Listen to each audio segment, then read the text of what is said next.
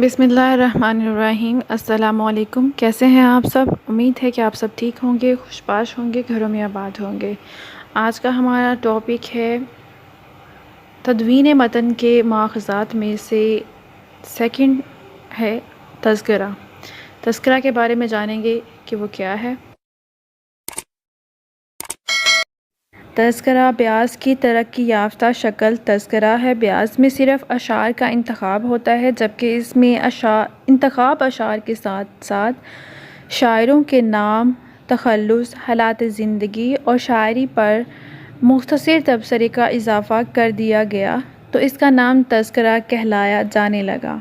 उर्दू में तज़किरा नवीसी का आगाज़ फ़ारसी के असर से हुआ। इस हवाले से फ़ारसी का कदीम तरीन तज़किरा लबाबुल लबाब है और इसके बाद दौलत समरकंदी का तज़किरा शरा अहम है। उर्दू में तज़किरा निगारी का आगाज़ 12वीं सदी हिजरी में हुआ, लेकिन तज़किरा निगारों ने अपनी किताबों के नामों में तज़किरे का लफ्ज़ इस्तेमाल नहीं किया।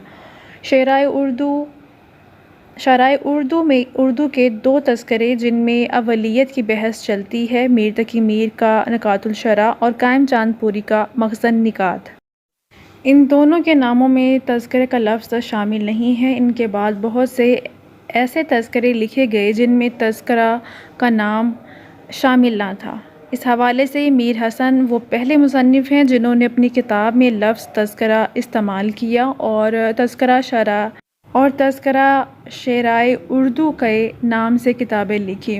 मुहक्किकीन के यहाँ ये बहस बहुत देर तक चलती रही कि उर्दू का पहला तज़किरा कौन सा है, चूँकि दोनों तज़किरा निगार इस बात के मुद्दई थे कि वो पहले तज़किरा निगार हैं। इसलिए ये बात दिलचस्पी की हामिल रही कि जहाँ तक मीर तकी मीर के नकातुल शरा का ताल्लुक़ है तो वो 1165 की तसनीफ़ है और कायम चांदपुरी ने ख़ुद मीर की आरा से इस्तिफ़ादा किया है, जिससे इसका मुतअख़्ख़र या आखिर होना वाज़िह है। पहले मीर तकी मीर ने नकातुल शरा लिखा तज़किरा, उसके बाद कायम चांदपुरी ने। लेकिन मीर की जहाँ तक तनकीदी आरा का ताल्लुक़ है तो ये मुख्तसर हैं और कहीं कहीं उन्होंने एक आध जुमले में अपनी राय का इजहार कर दिया है, लेकिन मीर तकी मीर की यही आरा आने वाले तज़किरों की बुनियाद करार पाई।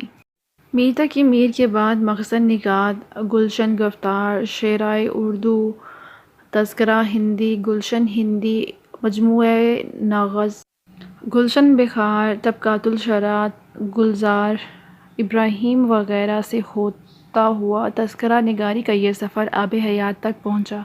मजमूई तौर पर देखा जाए तो तज़किरों का मुतअद्दिद इक़साम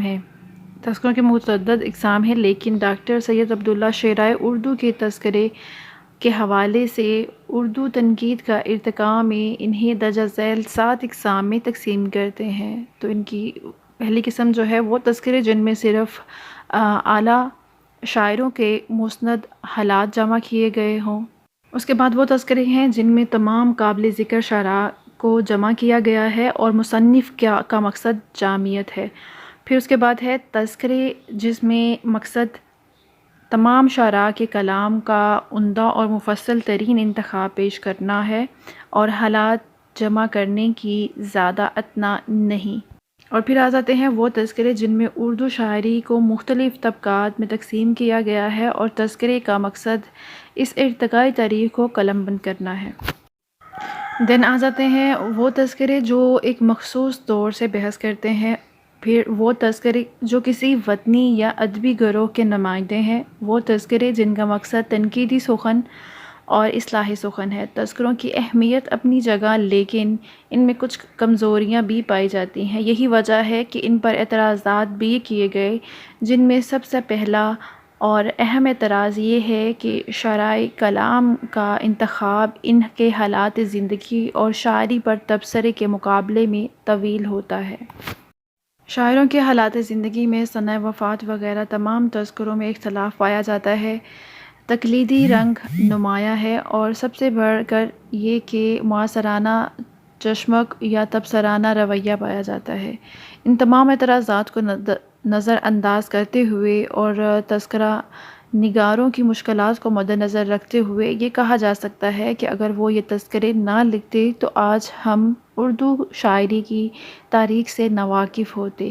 یہی وجہ ہے کہ گیان چند جین ادبی تحقیق و تنقید کا پہلا قدم اور پہلی منزل تذکروں کو ہی قرار دیتے ہیں۔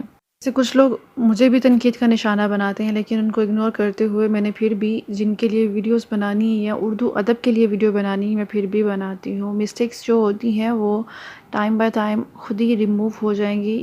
کوئی بھی انسان پرفیکٹ نہیں ہوتا اور کسی بھی انسان کا کام پرفیکٹ نہیں ہو سکتا۔ اس سے زیادہ ماہر انسان ہوگا وہ اس میں سے خامیاں نکالے گا، اور کچھ لوگ ایسے ہوتے ہیں جو خامیاں ہی نکال سکتے ہیں لیکن اس کے لیے کام نہیں کر سکتے ہیں۔ ان کا مقصد صرف ڈسارٹ کرنا ہوتا ہے۔ تو میری مسٹیکس کو اگنور کرتے ہوئے بس یہی دیکھا کریں کہ میری کاوش کیا ہے اور میری نیت کیسی ہے اس کام کو کرنے کی۔ باقی ہم انسانوں سے کوئی امید رکھ نہیں سکتے ہیں، تو مجھے میرے نیت اور کام کا صلہ اللہ نے دینا ہے۔ اپنا بہت خیال رکھیے گا، دعا میں یاد رکھیے گا۔ فی امان اللہ۔